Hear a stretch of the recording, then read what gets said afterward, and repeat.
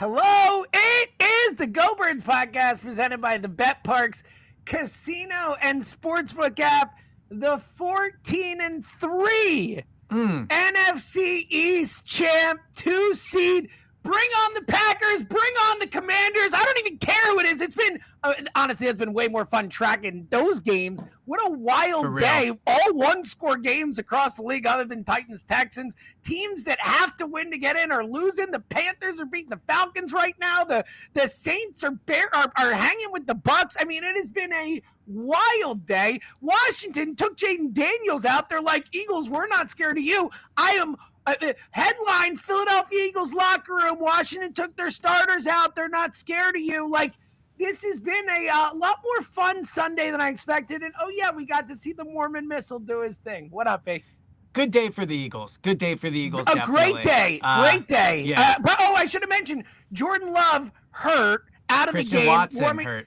Watson, like a non-contact, carted off like bad hurt. Yeah, like, unfortunately. Yeah. Just saying. I mean, it could impact next week, obviously, and also for all the people wanted the starters to play, just throwing that out there. Well, he could have had the record today. It's pretty obvious. Throwing that out there. Pretty obvious. He also could have gotten hurt and missed next week's game like Christian Watson. So I'm just. He could have gotten hurt. But look, here's what I'd say. And first, to your thing. Scoreboard watching is mad fun. I'm not gonna lie. Like when you're like watching a bunch, flipping back and forth. Everyone in the room is like, this happened now. So we have Tucker on call. He will tell us as soon as it is official who the Eagles will be playing for the final time before we find out. Who would you rather? Washington, Green Bay? You still rather? Dude, you know what's so funny is as these are going back and forth, and Tucker and I I've been looking at Tucker in his unbelievable man cave where he's got like 8,000 TVs. Is a sick man cave, yeah. It is so cool. He's got bar chairs. He's got all this stuff. Anyway. I've been going back and forth. Like, I don't even know. Like, if Jordan Love is impaired, I want the Packers. I give me Malik Willis. Yeah, that's why I'm not. My read from afar is he's fine. Yeah, and I love the Commanders taking their guys out, like being like, we're not scared of you. Yeah. Like, so honestly, like, bring them on. Here's what I'll say, and I said this to Tucker before we started. I absolutely am a lot less scared of everyone not named the Lions and the Vikings after today. Like, they needed games, team needed games, and it has been a very unimpressive day. So, I agree. I'm very excited to find out who they play. But until then, should we do some takes on this game? The Eagles did play a football game. First, let me say this. Shout out to all the Eagles fans that came to this game. It was a good environment at this game. I don't know if it came across on TV, but this place was probably 75-80% full the majority of the game. It was funny. I was thinking in the fourth quarter, this is probably the best crowd the Giants have played in front of all year. No one ever comes to their games. But shout out to the Eagles fans that came there. I thought it was a good day. And, you know, the overarching thing we want to start big picture is, it's just a reminder of how the Eagles are operating at a level a lot of other teams are not. Like, the Giants had Malik Neighbors in there. They had their full lineup they played with last week. It was a starting lineup. Exactly. The Giants rolled out the team they rolled out each week. To win that game. And the Eagles' backups handled them.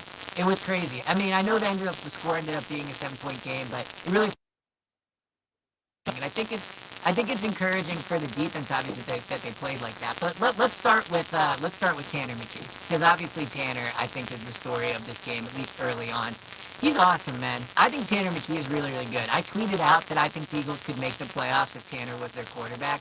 And to be clear, like, that's not a shot at Jalen or anything like that. It just shows that, like, I think Tanner is awesome. When you watch him play, he throws a really nice ball. He gets rid of it quickly. I think he has pretty good pocket presence. He took some sacks or had some pressure later in the game. I'll be curious to see, you know, what happened there. But I thought that he played really, really well. So I was very impressed by Tanner. There was a lot of, you know, joking in the press box about would you take a second-round pick for Tanner McKee this offseason. So, you know, I don't know. I don't think they'll be getting those type of offers. But, you know, you look at the Giants and their terrible quarterback situation. Drew Lock, not very good.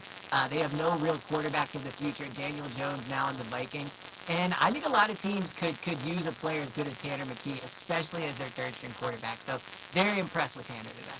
Yeah, it's a great problem to have, so to speak. Yes. I'm with you. I don't know if he is, you know, great or a star or anything like that, but I absolutely agree with you. I think he's at worst, a competent to solid NFL quarterback with some upside. He made quick decisions. He's got a good arm.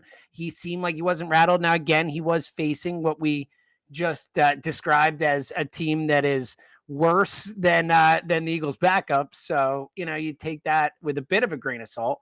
But I was impressed with Tanner McKee today too, and I thought that on the whole, it was really encouraging to see from a 6th-round pick. And I know Elliot, you couldn't hear the broadcast, but the broadcast, especially early on, was waxing poetic about how excited they were or how excited the Eagles teammates were to go out and see Tanner McKee sling it. Like, that was a theme of the broadcast and I think that does say something about Tanner, that all these guys who watch him in practice, who see what he can do a lot more than any of us can see what I can do, that his teammates were so excited to see him go out there and sling it. Yep. Elliot, I don't know if you heard me, you just disconnected for a second. I cut out. I was saying that I think a good sign for him. I agree with you. I think he was solid. I don't know if he's, I think he could be an NFL starter, for sure. A lot of qualities. I think there's a lot of qualities. He gets rid of the ball quick. He throws the ball nicely. But yeah. I think what I was saying was you couldn't hear it, but the broadcast spent the first,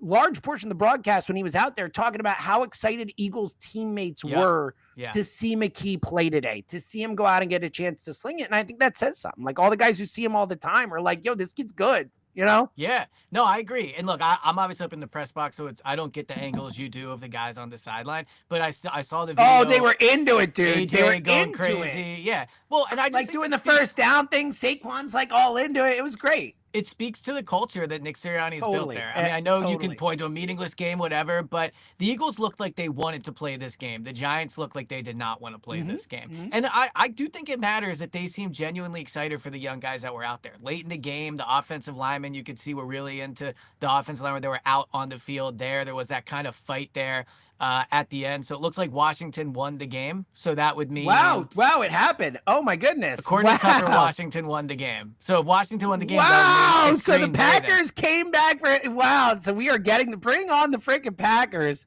I will take it. And the Bears won too. So ultimately... Wow. So Green Bay lost. Yeah, so it wouldn't have mattered either way. Good. But... Bring on the loser Packers. Not scared at all. Jordan Love, how's your hand? How's your elbow? You're going to be facing the best defense in football, buddy. Plus, I do, to your point there, talking about how into it the Eagles were, both on the sideline and I think the backups, obviously. And I think that's what we see today. I think that's what you see with the Bears and with the Panthers playing with the Falcons and the Saints playing with the Bucks. I think in the NFL, and I kind of said this on the Bet Parks pod going in, and I wish I had followed my advice even more.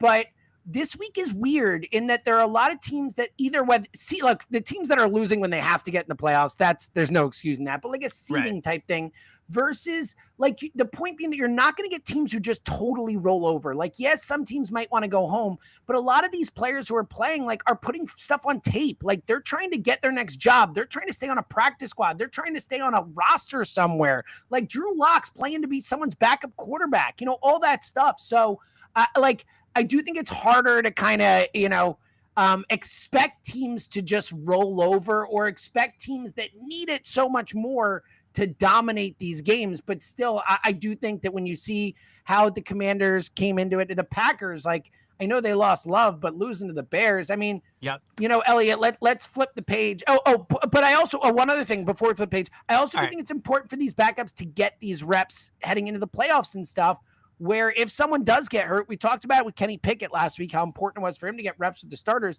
just backups feeling confident, getting opportunities to play in the Fangio scheme to execute on the field is important if they have to play over the next month. So quickly then, let me talk about some other players I thought showed some and then we'll flip the page to the Packers. Jahan Dotson, almost 100 yards today. Who'd have thunk it? Obviously, I don't think Jahan has been worth the 3rd-round pick they spent on him this year, but it is encouraging to see, with him getting a large volume of targets, he did do well with those targets. And I'll also say Anais Smith looked really good. Had the touchdown. He showed, honestly, he looked as good as Jalen Reagor ever looked, if we want to be honest. If you want to compare a similar type of player, similar body type. And, clearly I would expect Dotson and Anais Smith to not get many targets in the playoffs. Hopefully, knock on wood, AJ and Devontae stay healthy. But it was good to see that if AJ or Devontae were to go down, I know you don't feel great about those two, but at least Jahan ends the season on a positive note. Probably feels good that he got a lot of targets, got and did well with them. So that was good. And Aniyah Smith, like, he's definitely improved. I know today it felt at times like I was watching a training camp practice, with the guys that were out there. And Aniyah Smith looked way better today than he did at any point in training camp. And that should be a coaching credit to the coaching staff. The fact that he's clearly improved throughout the year, looked way better, like I said, than he did in training camp. So I was very impressed with both of them. I thought Will Shipley, he didn't get a lot of touches late. I'm wondering what happened there. But when he had the ball, I thought he looked good. He had the one run early on. He looked really good. Yeah. Absolutely. So and that one, the one where McKee was falling over, the outlet pass. Yep. When he got was getting sacked and tossed it to him, that little move he did, like that was just awesome. One quick cut. That was awesome. Yeah, it was awesome. I think he's probably the backup running back next year. But I think so too. On the defensive side of the ball, I thought Jeremiah Trotter Jr. looked good. He had, I think, over double-digit tackles, which is encouraging to see in two Jordan ways. Davis, by the way, not as but is out there as a starter, but also looking great out there, which is always great to see too. To be honest with him, I'm a little like, are you like the fact he's playing in this game? It's just a bit of a buzzkill, but you're right. He did. But he showed out. He should dominate against players that he should dominate against. And also, I just think seeing him be in shape and be able to play this many snaps in a game like this late in the season is a good sign.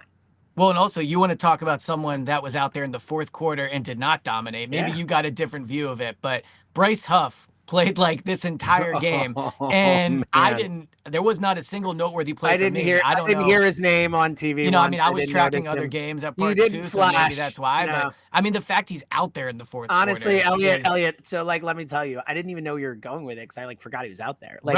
When you were about to, I think I'm like, wait, who's he talking about? I don't know where this is going. Yeah. You're right. Yeah. I had forgotten he played.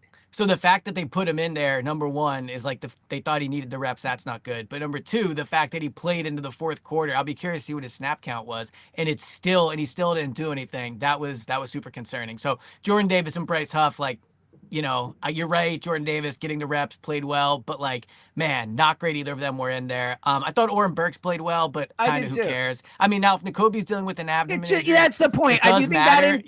And Trotter and him playing well matters more than to the point I made.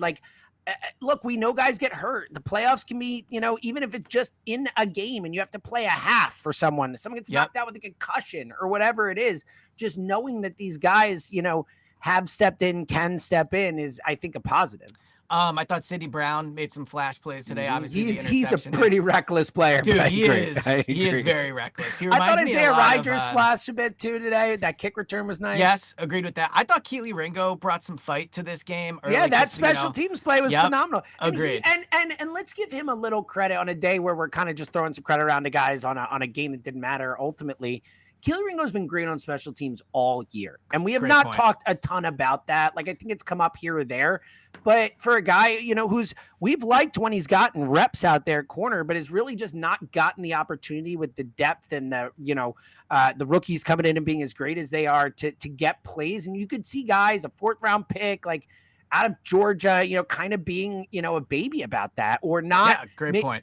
And this guy's the best special teams player on the team, especially in coverage, at least him and Brown, obviously. And I think he deserves a ton of credit for it. Well, and to your point, we talked about the culture, but Keely could have easily checked out this year. Look, exactly. Eli Ricks could have checked out. Isaiah Rodgers could have checked out. I think it's tough when these guys need to play for their career. But I agree with you. Good culture point out there by Keely. The fact that he's playing hard. I'd imagine this is probably where it's a benefit. He has all his Georgia guys here too. It probably makes it easier to feel engaged with the team. So I think that's helped with all these guys. These guys, it turned out we weren't sure and we went through the whole is it good, is it bad thing. I think as of now, it looks like this Georgia thing and these guys helping each other. You could see it even with Jordan Davis playing. He would go over after, a series or whatever, and he's standing next to Jalen Carter in street clothes and they're talking, they're laughing and stuff.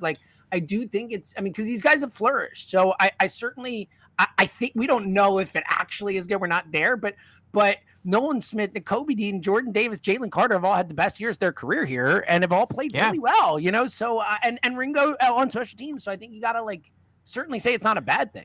So the last kind of, I think, meaningful takeaway from this game would be Jake Elliott. So Jake Elliott misses the 38-yard That's field the goal. biggest thing. I know him and Hurts' head, obviously, and we all think Hurts will be okay or whatever. But right. But that is, other than Hurts, somehow the concussion protocol or some issue there, which again I'm not expecting. I think Jake Elliott is clearly the biggest issue on this team heading into the playoffs. So on one hand, my opinion of the Jake Elliott is it doesn't really matter in the way, like, you're just going to keep putting him out there and you just have to pray he makes it. Sure. But where it really, really matters is we've talked a lot about how it's a really tough NFC. I think we'll probably both end up picking the Eagles to beat the Packers, but I'd be surprised if we won that game by like 14. So I actually feel very confident going Which is into so funny because you were so on the flip side of this. I know. But the Packers, like, again, the Love injury, losing Watson. So tell me more about the Love injury, because I'm only seeing you probably got more than I did on it. I know he hurt his hand. It wasn't a tie. And then it was an elbow. And then they called it an elbow, but he kept going out and trying to, like, warm up. And look, they theoretically needed the game. For all intents and purposes, you would much rather go to Los Angeles or to Tampa than come here. You just would. But I don't think they, to the point I made before, I don't think they, like, needed the game in a way it's like in or out where you're taking it as seriously as that. But so I just, for a team that needed the game, and I mean, the Bears stink. I don't know. You're right that I was wanted to play the Commanders more, but I wasn't scared of either of them. Like, they're a tough opponent for a first round matchup, but I absolutely think the Eagles at home are going to win. I think they're going to win. Like, I don't think it's a probably, is my point. Like, I don't think they're going to win by 14. I agree with you. Like, I'll probably pick them to win by like 7-10 or something. Like, I wonder in what that the range. line will be. Should we guess the line? Yes. Should we guess the line? I will go. So the Love injury makes it a little. Yeah, I'm going to go Eagles minus like 5.5. So I was going to go 4.5, somewhere in that range. Right. Yeah. So here would be my Packers thing. I think it should be higher, though. I think it should be Eagles minus 6.5 is what I think it should be. First of all, if you're not watching on YouTube, if you guys could only see the smile on James' face with his excitement for how much better he feels about the Packers, because I feel like for a few weeks you were, and understandably, like, not afraid of the Packers, but you thought they were really good. I think they're really good. Yeah, so they are really good. I just think the Eagles are awesome. Like, I feel so confident with this team heading into the playoffs. Everything I saw today just. Like, the camaraderie, the teammate, the whole thing. Like, I'm in on this team. They have a special quality for sure. And so, first of all, I'm excited to do the daily pods. So we're going to start those tomorrow. So we'll get much more into the Packers tomorrow. But my initial Packers thing, and I think this probably kind of vibes with what you kind of your roller coaster of liking them, not liking them, whatever, is I think the idea of the Packers is more scary than the Packers themselves. Like, I think on paper, you look at the Packers and you go, okay, they won what, 12 games? They made a playoff run last year. 11. Okay, because they didn't win today. Like, they won 11 games, good young quarterback, playoff experience, talent on the roster. Like, it all makes sense. But then you look at it and you go, they didn't beat any good teams this year. They were competitive in those games, but they didn't win any. They didn't win any of them. Jordan Love, I think, officially overrated. I'm not in on Jordan Love. So, by the way, they're taking looks like they're starting to take the turf apart here at the link. So maybe we get some new grass coming for the playoffs or something. But don't no one take it. They're just removing the 50. But don't report it. Don't report it. Yeah.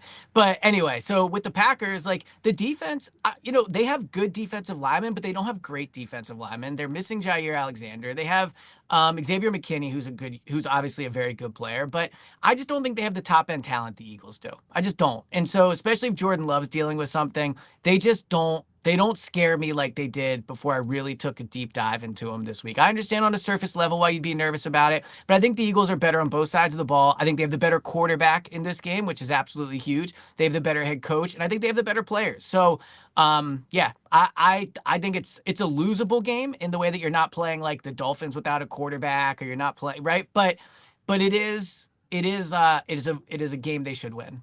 So this is exactly, like, that's my point. It's like, I came and say the question was, would you rather face the Packers or Commanders? And I said Commanders, but like, I'm not scared of either of these teams. I'm really not. Like, to your point, I've watched the Packers a lot this year. They've been in a lot of, like, big games. It feels like a lot of 4 PMs, a lot of, Packers Lions, Packers Vikings, games that matter, all this stuff.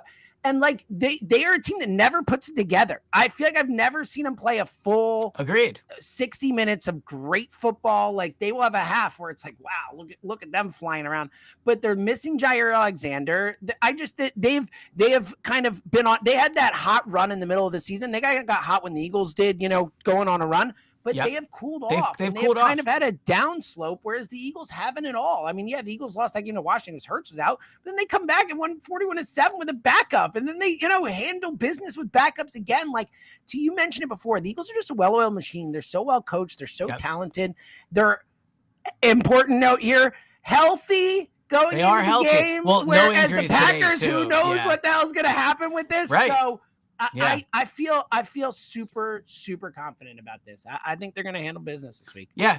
Look, I think we should hold our official picks. It's we'll hold our official baby. Picks, it's playoff week. Dude, I'm so pumped. Bring on the freaking Packers, man. Freaking 4th and 26. Let's go, buddy. So this is the last thing I'll say before I have to get down to the locker room.